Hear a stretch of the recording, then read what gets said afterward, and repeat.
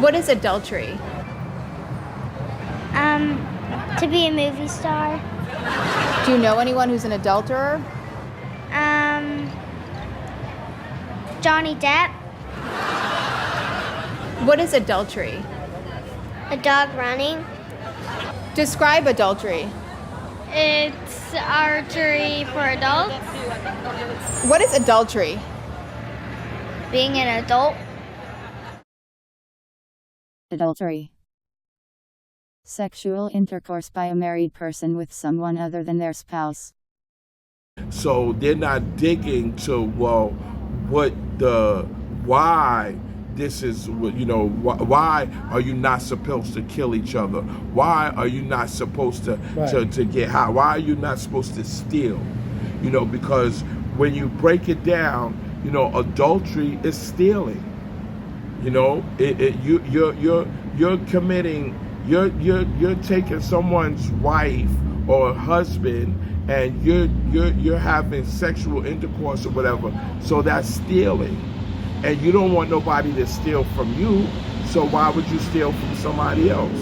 When you hurt somebody or whatever, you don't want to be hurt, you don't want to be killed, you don't want to be dead, so why would you kill somebody else? You know what I'm saying? So those are the basic realms of the structure that I'm talking about. Like they have those in the commandments, and the commandments are what are basic human rights and wrongs.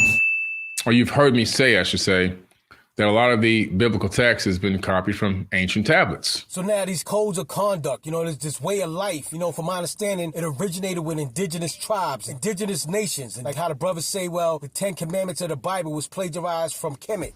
And I placed them alongside the Egyptian text so that you can see where the Bible verses came from. As far as what some of the brothers are trying to say that the commandments, what they call commandments of the Bible, was around before the Israelites. As far as that's concerned, it's interesting because, when you read the Bible, when you read the Torah, Genesis chapter 12, you see the story about, the Egyptian Pharaoh, and he came into contact with another man's wife, and he had relations unknowingly. He unknowingly had relations with another man's wife. And when you read the story, it kind of implies or makes it look like, it seems like the Pharaoh already knew that having sex with another man's wife was bad, was like a curse, or, the Bible describes it as a plague. A plague hit his household because he had relations with another man's wife unknowingly. He didn't know. And as soon as he found out that he was with another man's wife, he sent her away, her and her husband. Get out, get away. So to me, when I read that story, that came across to me like it seems like the Pharaoh of Egypt already knew about adultery, not to have adultery. It was forbidden to have sex with another man's wife. 11. I have not committed adultery. The Pharaoh of Egypt already knew, that will invoke bad energy or what they call bad luck. The Bible describes it as a plague. When you read the scripture, you see that the Egyptians already kind of had knowledge of that. I ain't got no mother. That's why I fucked your bitch, you fat motherfucker. Now, imagine if our brother, say like Tupac, imagine if Tupac would have fully understood by having sex with another man's wife or another man's girlfriend that all you're doing is putting bad luck, bad energy on yourself. Imagine if Tupac would have understood that. You claim to be a player, but I fucked your wife. Imagine if Tupac would have knew what the Pharaoh of Egypt knew. You know what I'm saying? His life would have probably been a lot different. 11. I have not committed adultery.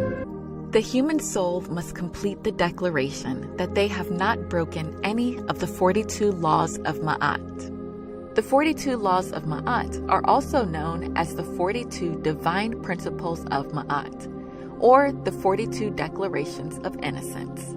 These are some of the world's oldest moral codes for human conduct. In this sense, they are similar to the 10 Commandments, which the Jewish religious tradition and the Christian religious tradition adhere to.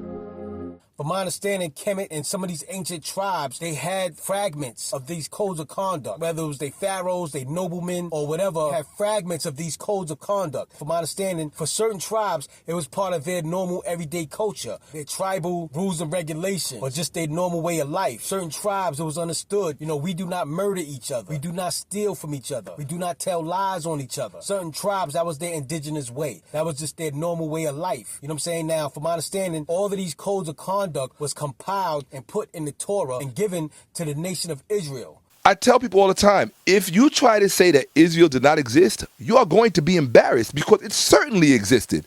Without question, Judah existed. Now, Israel's original culture was very African.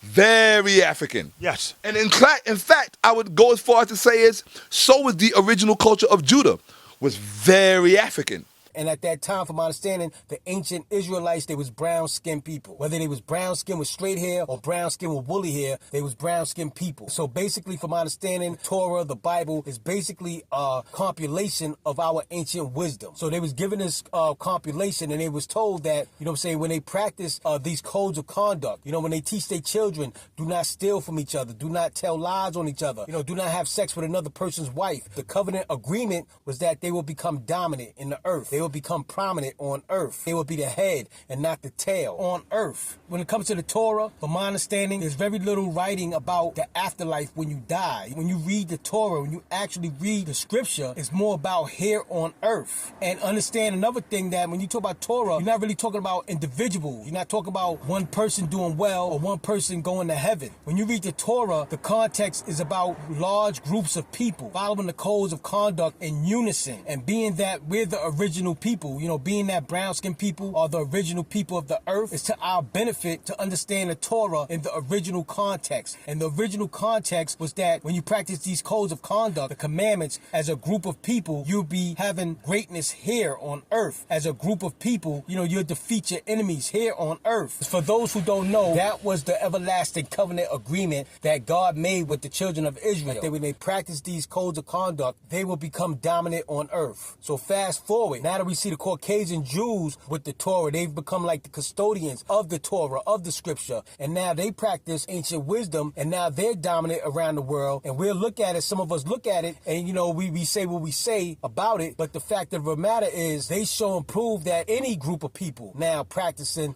these codes of conduct can become prominent in the world. So as you can see, they got their own buses. As you can see, the Jews, or the Hasidic Jews, the imposter Jews, have their own community. They have their own bus service. They have their own schools. They have their own hospitals. They have their own police force.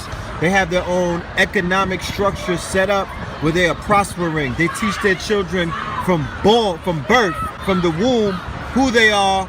They teach them who you are not. The Jewish people have their hand on every single business that controls the world.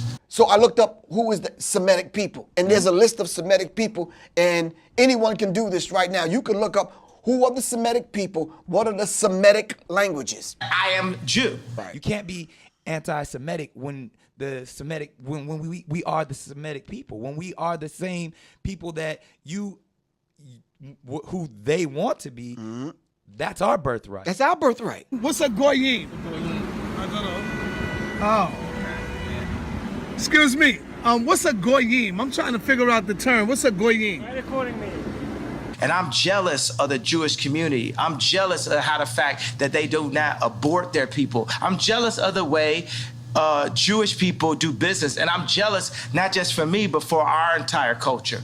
And I believe that once we rise up, my message to my brothers like Kanye West and Nick Cannon, if the original Jews or the original tribe of Judah is within our people, then all we got to do is do what a Jew is supposed to do. You know what I'm saying? All we got to do is go back to our original indigenous way. We don't have to get jealous of these people. We don't have to verbally, attack these people. All we got to do is do what a Jew is supposed to do. And from my understanding, the spiritual powers, the energy around us will support us and aid us, lead us into prominence. That is the covenant agreement. That when you practice these commandments in its totality, you will be prominent in the world. I am Jew.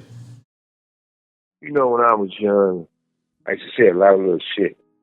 If was a fifth, we all be drunk, right? Now I'm a grown-ass man.